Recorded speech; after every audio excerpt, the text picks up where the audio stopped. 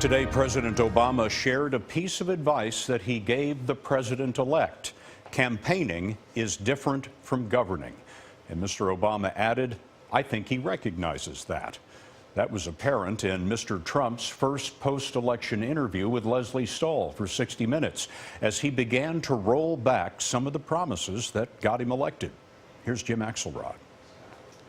She is as crooked as they come. And on the stump, candidate Trump was crystal clear. If I win, I am going to instruct my Attorney General to get a special prosecutor to look into your situation. But on 60 Minutes, President-elect Trump backed off his threat when Leslie Stahl asked about a special prosecutor. Do you want to put some bad things? I mean, she did some bad things. A special prosecutor? I don't want to hurt them. I don't want to hurt them. They're good people.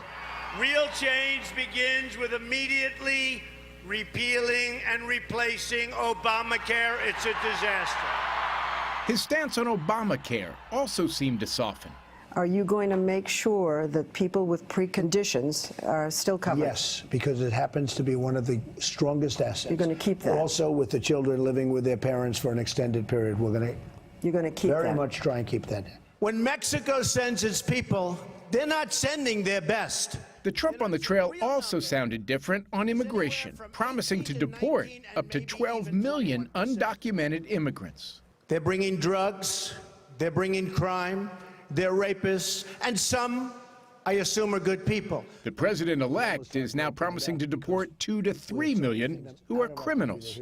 And then, after the border is secured and after everything gets normalized, we're going to make a determination on the people that you're talking about, who are terrific people. During the campaign, candidate Trump was clear on Muslim immigration. Donald J. Trump is calling for a total and complete shutdown of Muslims entering the United States. But when Leslie Stahl raised the idea, his positions led to Muslims and Latinos being harassed.